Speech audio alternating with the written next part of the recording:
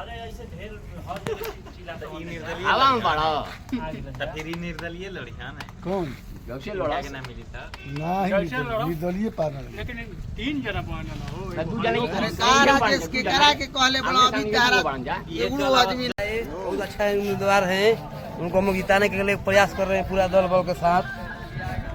वो स्वागतम कर रहे हैं, वो गाँव में नजर भी हैं, स्वागतम हम लोग लगे हैं। अरे कहाँ भैया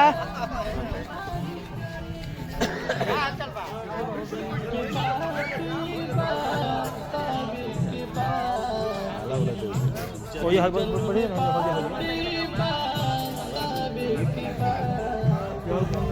ए बाबू अरे लिखा ठंड में पटा में देता हो पूरा घुमावत पे घर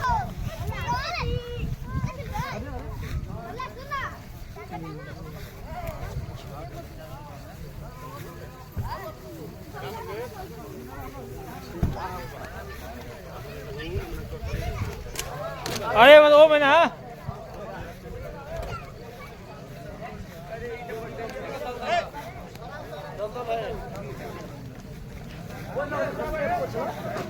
चला घुस गए क्या ऐसा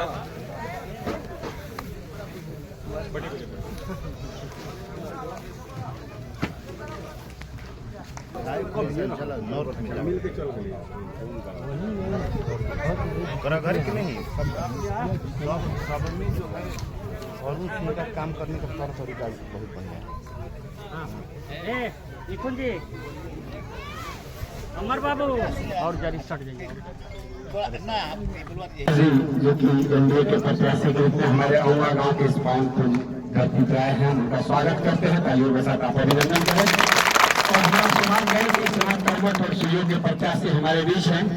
आपकी जानकारी के लिए ऐसे तो सब लोग जानते हैं, आप लोग रूबरू नहीं होंगे। ये हमारे श्री दिनेश राय जी मुख्यमंत्री जी के सचिव रह चुके हैं और एक कुशल प्रशासक, कुशल शासक, और इनकी छवि बहुत ही ईमानदार और एक नेक प्रशासक की रही है। अगर ऐसे व्यक्ति हमारे राजनेता के रूप में, हमारे करागढ़ विधानसभा में हमारे विधायक के रूप में हम उनको चुनते हैं तो हमारा सौभाग्य होगा। और हम दिनेश राय जी का जोरदार तालियों से स्वागत करते हैं और चाहते हैं कि अपने मुखार बिंदु से हमारे बीच इन्होंने बहुत कुछ किया है, न रहते हुए भी पद पे जहां जिस क्षेत्र में रहे हैं इनकी छवि एक ईमानदार कर्मठ प्रशासक की रही है। जहां भी कहीं भी कोई कमी हुई है इन्होंने भरपूर अपना सहयोग दिया है, साथ दिया है। तो हम चाहेंगे एक बार सर जनता के अपने दो शब्द सर, दो शब्द। और पहले सर्वप्रथम हम चाहेंगे कि हमारे मुन्ना चा सम्मानित करें। की वही डिमांड है कि उसको एक बार पढ़ दिया जाए, विकास की धारा ऐसे बहा दी जाए तो हम कृतार्थ होंगे। आप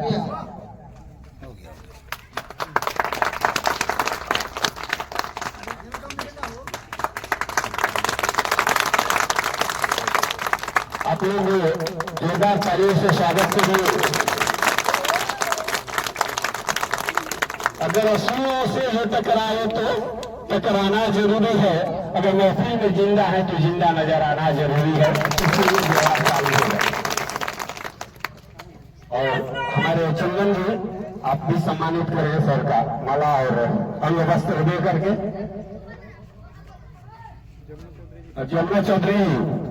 जमुना चौधरी जी आप हैं, अगर मेरी आवाज आपके कृपया आए। और हमारे जमुना जी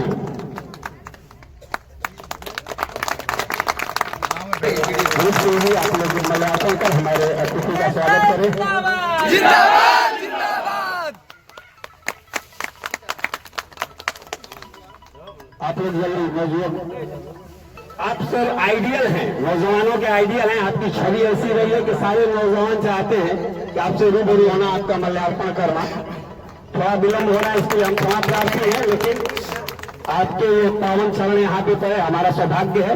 और इसी तरीके से आप हमारे क्षेत्र के लिए, हम आपको विधायक चुनते थे, आप हमारे क्षेत्र के लिए कार्य करते रहिएगा। जिंदाबाद जिंदाबाद।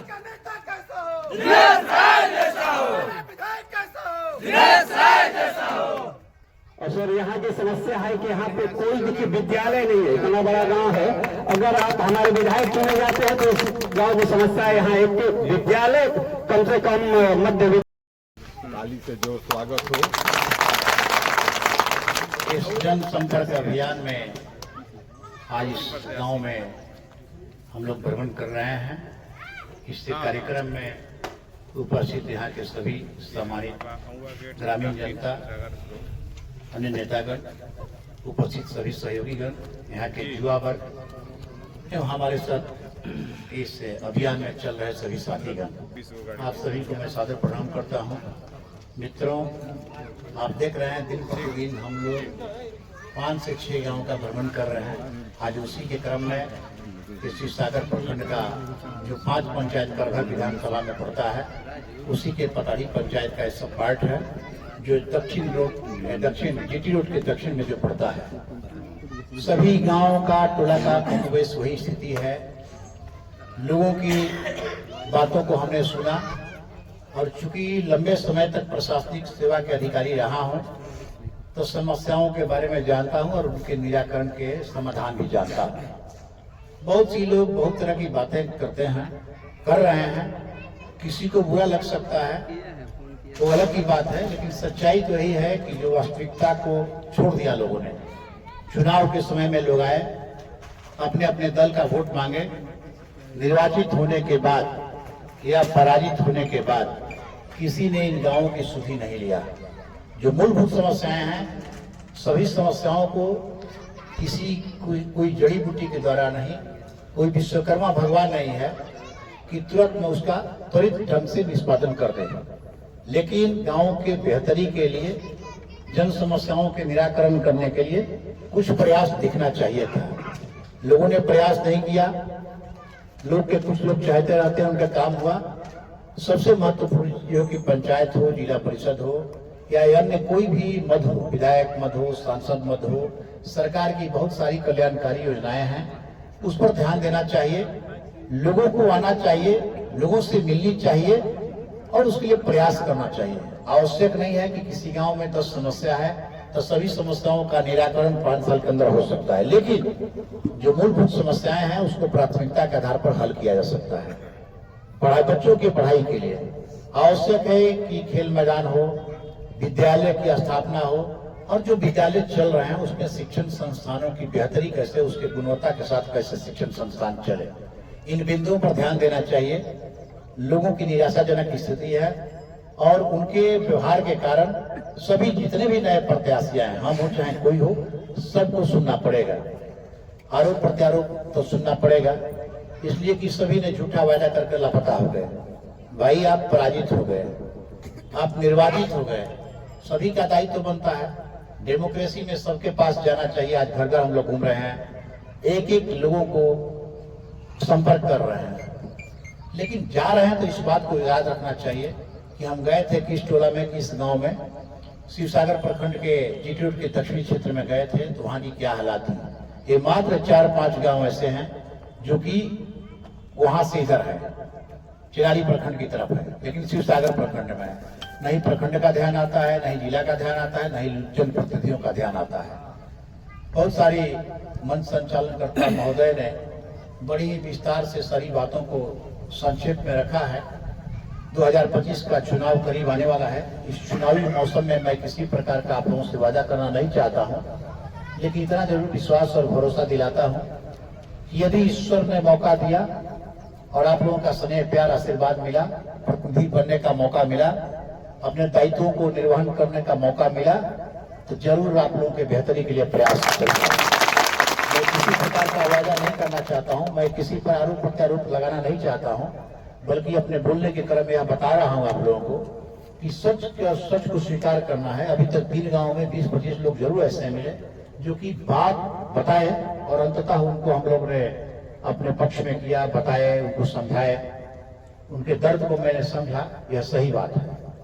हम जिलाधिकारी होकर, हम अन्य पदाधिकारी होकर क्षेत्र में जाते रहते थे, मिलते रहते थे लोगों से। जहां लोगों की भीड़ देखते थे वहां पर अपना गाड़ी रोक देते थे, उतरते थे। आप लोग जानकारी होनी चाहिए आप लोगों को कि चंपारण से डिमांड करा है वाल्मीकि नगर से मुझे चुनाव लड़ने के लिए, लेकिन हम कहे कि नहीं, हम अपने मूल जगह से लड़ेंगे।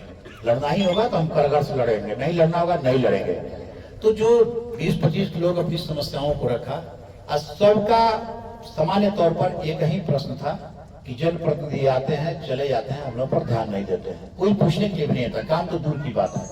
तो मैं समझता हूँ कि सबको मान सम्मान इज्जत चाहिए और यह तभी संभव है सिर्फ आप उसको आवाज देकर सिर्फ रोड बनाकर ये नहीं कर सकते हैं, बल्कि उसकी भावनाओं को समझने का प्रयास करना चाहिए, उसके दुख दर्द और तकलीफ को समझने का प्रयास करना चाहिए। मैं आपको विश्वास दिलाता हूँ, भरोसा दिलाता हूँ कि यदि ईश्वर ने मौका दिया, आप सबों ने मौका दिया और यदि प्रतिनिधि के रूप में काम करने का मौका मिला तो निश्चित रूप से एक एक बिंदुओं पर प्राथमिकता के आधार पर हम लोग ध्यान देंगे, प्रयास करेंगे, ईमानदारी और निष्ठा के साथ काम करेंगे, इसमें कहीं कोई संदेह की गुंजाइश नहीं है। यदि किसी प्रकार का कोई भेदभाव होगा तो हम लोग अगले बार आपसे वोट मांगने के लिए, चुनाव में लड़ने के लिए नहीं आएंगे। इसका वादा करते हैं और ये भी आपसे वादा करते हैं कि जो इस पकड़ी पंचायत के 5 गांव इधर हैं उसमें हम लोग किसी प्रकार का भेदभाव नहीं करेंगे, बल्कि हम लोग का केंद्र बिंदु के रूप में रहेगा। हम लोग निश्चित रूप से यहाँ के लोगों से जुड़े रहेंगे, मिलते रहेंगे, आते रहेंगे, आपकी समस्याओं को सुनेंगे और आपके सहयोग से, आपके आशीर्वाद से उन समस्याओं का निराकरण करने की दिशा में हम लोग बेहतर प्रयास करेंगे। आप लोगों ने लाया है इन गाँव में, सम्मानित कर रहे हैं। सम्मानित करने वाला दूसरे को सम्मानित करता है, लेकिन हमारे हृदय से, हमारे भाव से आप सभी के प्रति मैं सम्मान व्यक्त करता हूं कि आप लोगों ने इस काबिल समझा कि गांव घुमाने के बाद भी कहीं बैठकर हम लोग बात कर ले रहे हैं। इसके लिए बहुत बहुत हृदय से आभार व्यक्त करता हूं और मैं आपको विश्वास दिलाता हूं कि आप लोगों की मान सम्मान मर्यादा पर किसी प्रकार की चोट नहीं आएगी। मैं वैसा कोई कार्य नहीं करूंगा जिसके किसी भावनाओं को चोट पहुंचे।